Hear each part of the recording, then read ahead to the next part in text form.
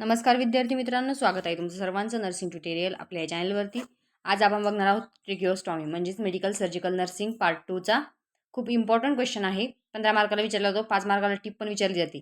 त्यामुळे सर्वांनी करायचं म्हणजे करायचं आहे. तर याच्यामध्ये आपल्याला आज बघणार आपण डेफिनेशन काय आहे, प्रकार कसे आहे आणि काय काळजी घेतो आपण, काय उपचार काय आहे, तर याच्यामध्ये सर्व आपण बघणार आहोत. तर ट्रेकिओस्टॉमी म्हणजे काय, आधी ही कन्सेप्ट क्लिअर करू, त्याच्यानंतर आपण एक एक कारणे त्याचे काय काय कारणे कशामुळे आपण घेतो ते पण आपण बघू पुढे. तर सर्वप्रथम जे कोणी आपल्या चॅनलवरती पहिल्यांदा आलेलं आहे त्यांनी भरपूर स्टडी मटेरियल अवेलेबल आहे, त्यांनी चॅनलवर जायचं, व्हिजिट करायची, प्लेलिस्ट बघायच्या आणि त्याच्यातून सर्व स्टडी मटेरियल तुम्हाला बघायचं आहे. आणि व्हिडिओ आवडला तर लाईक करायचं, चॅनलला सबस्क्राईब करून ठेवा. याच्यानंतर मी कोणतेही व्हिडिओ किंवा कोणताही स्टडी मटेरियल प्रोव्हाइड केलं तर तुम्हाला नोटिफिकेशन येईल. त्यामुळे सबस्क्राईब करायचे आणि कमेंट करायची. सर्वात महत्त्वाचं, कमेंट करत नाही तुम्ही, कमेंट करायची. व्हिडिओ आवडला नाही आवडला जे तुमची प्रतिक्रिया असेल ते आपल्याला कळवायची कमेंटद्वारे. तर चला डेफिनेशन बघू आपण सर्वप्रथम. आता डेफिनेशनमध्ये काय म्हणजेच ट्रेकिओस्टॉमी म्हणजे काय. आता काही केला तर ट्रेकिओस्टॉमी माहीत असेल, ज्यांनी ड्युटी केलेले बाबा त्यांनी बघितलेले पण असेल ट्रेकिओस्टॉमीचे पेशंट. परंतु ज्यांना नाही माहीत ट्रेकिओस्टॉमी म्हणजे काय, तर आपल्याला ट्रकिया असतो आपल्या गळ्याच्या भागामध्ये. तर त्याच्यामध्ये ट्रकिओस्टॉमी म्हणजे ट्रकियाची होणारी शस्त्रक्रिया आहे ही. तर याच्यामध्ये कुठे होती, तर गळ्याच्या समोरील बाजूला. आता कळलं तुम्हाला, गळ्याचा म्हणजे आपल्या समोरील बाजू. आपण बोलतोय बॉलच्या खाली आपला जो गळा आहे त्याच्या तिथे समोरील बाजूला असते. श्वसन नलिकेमध्ये जी ट्रकिया असतो आपला, त्याच्यामध्ये शस्त्रक्रियेद्वारे छिद्र पाडून काय होलं, तात्पुरतं छिद्र किंवा कायमस्वरूपीचा मार्ग तयार करणे होय.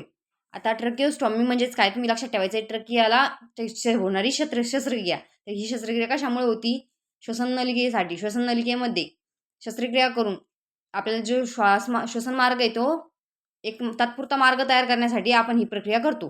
तर गळ्याच्या समोरील बाजूला श्वसन नलिकेमध्ये शस्त्रक्रिया करून एक छिद्र पाडून एक तात्पुरता किंवा कायमस्वरूपीचा मार्ग बनवणे म्हणजेच ट्रेकिओस्टॉमी होय. तर त्यामध्ये श्वसन नलिकेत एक छोटी नळी घातली जाते. आपल्या जी श्वसन नलिका आहे त्याच्यामध्ये एक छोटीशी नळी घातली जाते आणि त्यातून रुग्ण श्वास घेतो. या शस्त्रक्रियेचा फायदा काय, आपल्याला रुग्णाला श्वास घेता येत नसेल किंवा रुग्णाचं श्वसन नलिकेमध्ये काही प्रॉब्लेम झाले असेल, इन्फेक्शन झालं असेल किंवा काही पण प्रॉब्लेम असेल, तर त्याच्यामध्ये आपण काय करतो, नळी घालून रुग्णाला श्वसन घेण्यास मदत करतो. तर त्याच्यासाठी आपल्याला काय करावं लागतं, ट्रेकिओस्टॉमी. आता ट्रेकिओस्टॉमीचे कारणे, आपण केव्हा ट्रेकिओस्टॉमी करणार आहोत. आता माझी ट्रेकिओस्टॉमी करू शकतो आपण नाही, कारण मला श्वसन घेता येतंय. तुम्हाला करू शकतो नाही. श्वसन आपण कोणाला करू शकतो, आपण त्याच्यामध्ये कारणे बघू. आता पहिली गोष्ट काय, तर स्वरयंत्राला अडथळा निर्माण असणाऱ्या अवस्था आल्यास, एखाद्या पेशंटला त्याच्या स्वरयंत्राला काय झालं, अडथळा निर्माण झाला स्वरयंत्रामध्ये, तर काय कशामुळे होतो बघा. आता त्याच्या वेगवेगळे कारणे दिलेली. आता हे डीपमध्ये दिलेले मी खूप. तुम्हाला करायचं असेल तर डीपमध्ये तुम्ही असं जस्ट एक कारण जर लिहिलं किंवा तुम्हाला जेवढे कळले ऐन टायमावर तेवढे जर आठवले ते लिहा तुम्ही. मी भरपूर दिलेले, तुम्हाला जे सोपे वाटेल ते लिहायचं. आता स्वरयंत्राचा कर्करोग हे सगळ्यात सोपा आहे. त्यानंतर ग्लॉटिसला सूज आल्यावर हा पण सोपा आहे. जिभेचा कर्करोग हा पण सोपा आहे. जिभेचा कर्करोग झाला म्हणजे कर्करोग जास्त लिहू शकता तुम्ही. जिभेचा कर्करोग, आपल्या स्वरयंत्राचा कर्करोग, ग्लॉटिसला सूज आल्यानंतर तोंडाची रेडियमची रिॲक्शन असल्यास, त्यानंतर स्वरयंत्रामध्ये आगंतुक वस्तू अडकल्यानंतर आपला श्वसन मार्ग बंद होऊन जातो. तर ते बंद होऊ म्हणून आपण काय करतो, ट्रेकिओस्टॉमी करू शकतो. श्वसन यंत्र भाजल्यास किंवा जखम झाल्यास, घटसर्प किती संसर्गजन्य आजार, एकदम तीव्र संसर्गजन्य आजार असतो. त्यामुळे घटसर्पामध्ये दीर्घकालीन यांत्रिक श्वसन देण्यासाठी आणि ट्रेकिओ ब्रॉन्कियल सक्रिशन काढण्यासाठी, जर ट्रेकियामध्ये काही सिक्रेशन असेल तर ते काढण्यासाठी आपण हे करतो. त्यानंतर श्वसनासाठी आवश्यक स्नायूंचा जर रुळेपणा किंवा झटके आल्यास, आता श्वसनासाठी आवश्यक स्नायू जे आपल्याला मानेचे त्याचे स्नायू लागतात, आपल्या पोटाचे स्नायू लागतात, त्याला रुळेपणा किंवा त्याला पॅरलाइज झालं तर अशा पेशंटना आपण हे करतो, ट्रेकिओस्टॉमी करतो. तर पोलिओ मायलायटस बरोबर बल्बर पॅरालिसिस म्हणजे सोपं सापं घ्या तुम्ही. पॅरालाइजच्या पेशंटला आपण काय करू शकतो, ट्रेकिओस्टॉमी करतो. त्यानंतर धनुर्वात या आजारामध्ये काय वेळ धनुर्वाताच्या पेशंटमध्ये करू शकतो. त्यानंतर हेड इंजुरी, तर हेड इंजुरी झाल्यानंतर काय होतं, त्याचे स्नायू लुळे होतात, कारण मेंदूला मार लागल्यानंतर आपले सगळे स्नायू लुळे होऊ शकतात. त्याच्यामध्ये आपल्याला श्वसन महत्त्वाचं आहे, तर आपण ट्रेकिओस्टॉमी करून त्याला श्वसन पुरवतो. त्यानंतर येतं क्रॉनिक ब्रॉन्कायटिस, तर फुफ्फुसे खराब झाल्यामुळे जर श्वसनास खूप त्रास आणि होऊन रक्तातील O2 म्हणजे आपले जे ऑक्सिजन लेवल आहे आपल्या ब्लडमधली तर ती खूप कमी झाली तर त्याच्यासाठी आपल्याला काय करणार आता लंग्स काय करते आपले लंग्स नाकाम झालेले किंवा आपले लंग्स खराब झालेले तर ते त्यांचं काम व्यवस्थित करणारे का नाही त्याला आपल्याला काय करायचं आहे ऑक्सिजनचा पुरवठा करायचा आपल्या शरीरामध्ये तर त्यासाठी आपण काय करणार आहोत कृत्रिमरित्या आपण त्याला ऑक्सिजन देणार आहोत त्यासाठी आपण काय करणार आहोत ट्रेकिओस्टॉमी तर समजलं त्याच्यानंतर आता हे झाले कारणे आता बघणार प्रकार तर प्रकारामध्ये 3 प्रकार पडतात हाय ट्रेकिओस्टॉमी लो ट्रेकिओस्टॉमी मिडियल ट्रेकिओस्टॉमी मिडियम ट्रेकिओस्टॉमी तर याच्यामध्ये एक्सप्लेन करण्यासारखं काही नाही पेपरला विचारलं जातं प्रकार तर विचारले जात नाही परंतु कारणे विचारले जातात 3 मार्काला 2 किंवा 3 मार्काला तर ते तुम्ही चांगल्या प्रकारे समजून सांगितले प्रकार तुम्हाला माहीत असणे त्यासाठी मी फक्त लिहून दिले त्याची मी एक्सप्लेनेशन देत नाही आहे तरीसुद्धा तुम्हाला वाटलं किंवा विचारले गेले असेल तर मी बघते एकदा परत व्हिडिओ बनवून टाकल तर सध्याच तुम्ही आता एवढं बघून घ्या त्याच्यानंतर काळजी आहे काळजी हा क्वेश्चन पण ट्रेकिओस्टॉमी होण्याची काळजी हा क्वेश्चन 5 मार्काला विचारला जातो टिपामध्ये आता त्याच्यामध्ये काय काळजी करतो आपण तर श्वसन मार्ग मोकळा ठेवणे त्याच्यामध्ये श्वसन मार्ग मोकळा ठेवण्यासाठी काय करावं लागेल आपल्याला सक्षम करावं लागेल वेळोवेळी सक्षम करावं लागेल श्वसन नलिकेतील कफ स्त्राव सक्षम करण्यापूर्वी रुग्णाला 100% ऑक्सिजन द्यावा त्याला ऑक्सिजन फुल द्यायचा आहे मग आपण सक्षम करायचं आहे म्हणजे त्याचं ऑक्सिजन लेवल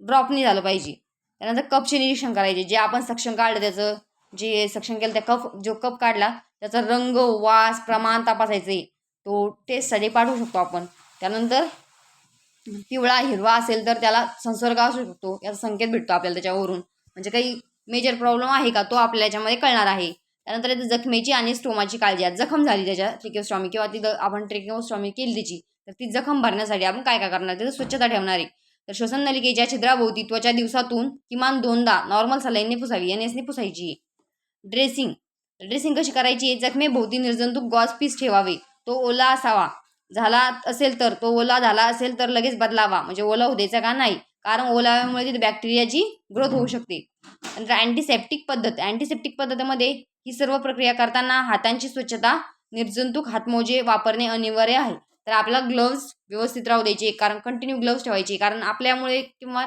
त्या पेशंटमुळे आपल्याला इन्फेक्शन होता कामा नाही त्यामुळे समजलं त्याने सेकंड थर्ड बघू आपण ह्युमिडिफिकेशन म्हणजे ओलावा राखणे तर नाक घसा हवा ओलसर करण्याचं काम करते जेव्हा आपण नाकाद्वारे श्वास घेतो आता मी नाकाद्वारे श्वास घेतो आहे तर आता काय होतं आपल्या नाकाचं काय काम असतं जे आपण एअर घेतो फ्रेश एअर घेतो त्याला आपण मॉइश्चरायझर प्रोव्हाइड करतो आपलं नाक किंवा घसा तर त्या आता आपल्याला ट्रेकिओस्टॉमी केली तर त्याच्यामुळे काय होणार ट्रेकिओस्टॉमीमुळे हवा थेट आपल्या फुफ्फुसात जाणार आहे ट्रेकिओस्टॉमीमुळे काय होणार आहे आपण जे ऑक्सिजन देणार आहे ते सगळं आपल्या फुफ्फुसात जाणार आहे तर त्या कोरड्या हवेमुळे घट्ट कफ होऊन नळी बंद होऊ शकते कफ कसं होतं घट्ट होऊन एकदम जागीच तो घट्ट होऊन ती नळी बंद पडू शकते त्यासाठी आपल्याला काय करणं आहे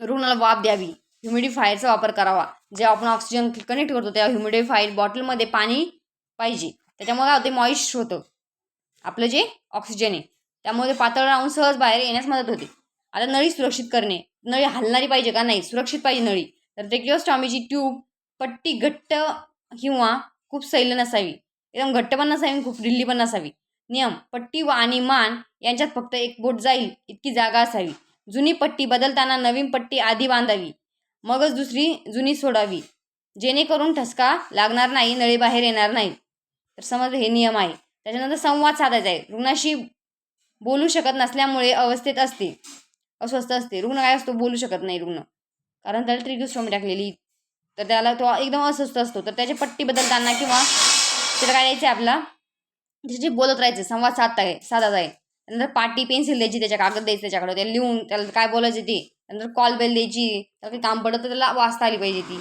त्यानंतर तोंडाची स्वच्छता तर रुग्ण तोंडाने श्वास घेत नसला तरीही तोंडात लाळ साचून जंतू वाढू शकतात तोंडात श्वास घेत नाही तरी पण आपला वापरच नाही तोंडाचा तिथं काय होऊ शकतं जंत म्हणजे आपली जी बॅक्टेरिया ग्रोथ होऊ शकते त्यामुळे माउथवॉश माउथ ब्रशने रुग्णाची तोंड स्वच्छ ठेवावे जेणेकरून व्हेंटिलेटर असोसिएट न्यूमोनिया VAP टाळता येईल जो न्यूमोनिया होतो VAP तो टाळता येईल त्यानंतर आपत्कालीन पूर्वतयारी काय करतो आपण तर रुग्णाच्या खाटेजवळ नेहमी खालील गोष्टी असाव्यात तर काय गोष्टी असाव्यात त्या बघू आपण त्याच आकाराची एक अतिरिक्त स्पेअर ट्रेकिओस्टॉमी ट्यूब पाहिजे त्याच्यामध्ये ती आपली जी ट्यूब आपण दिलेली तीच ट्यूब आपल्याकडे तिथं पाहिजे अवेलेबल पाहिजे सक्शन मशीन पाहिजे कॅथेटर पाहिजे सक्शनचं सक्शन मशीन, सक्शन कॅथेटर, त्यानंतर ॲम्बू बॅग पाहिजे आणि ट्रिकियल डायलेटर्स पाहिजे. म्हणजे आपण जे वाफ देतो वापरा देतो ते पेशंटला ते. त्यानंतर कीवर्ड्स काय आपल्या याच्यामध्ये एसेप्टिक टेक्निक वापरायची, ॲस्पिरेशनल प्रिव्हेन्शन करायचे, त्याला ॲस्पिरेशन झालं नाही पाहिजे, आणि डिकॅन्युलेशन. तर अशा पद्धतीने आपलं 15 मार्काचा क्वेश्चन चांगल्या प्रकारे समजून सांगण्याचा प्रयत्न केला मी माझ्या भाषेमध्ये. व्हिडिओ आवडला असेल तर लाईक करणारे, कमेंट करणारे आणि चॅनलला सबस्क्राईब करणारे. व्हिडिओ जास्तीत जास्त कॉलेज ग्रुप, तुमचे जे फ्रेंड्स सर्कल आहे, ज्यांना अभ्यासाची गरज आहे किंवा तुमचे नर्सिंग रिलेटेड जर कोणी ओळखीचं असेल तर त्यांना तुम्ही पाठवू शकता. कारण व्हिडिओला व्ह्यूज येत नाही, त्यामुळे मी व्हिडिओ खूप 2 दिवसानंतर बनवते. व्ह्यूज वाढल्यानंतर माणसाला उत्सुक म्हणजे एकदम असं प्रोत्साहन भेटल्यासारखं होतं ना, तर मग व्हिडिओ बनवायला पण माणसाला काहीतरी असं एक ध्येय भेटून जातं, बाबा आपलं कोणतरी बघताय, परंतु व्ह्यूजच येत नाही जास्त. त्यामुळे कमीत कमी 100 व्ह्यूज तरी आले पाहिजे ना. तर व्हिडिओ आवडला असेल तर लाईक करायचे, जास्तीत जास्त शेअर करा फक्त बस. थँक्यू.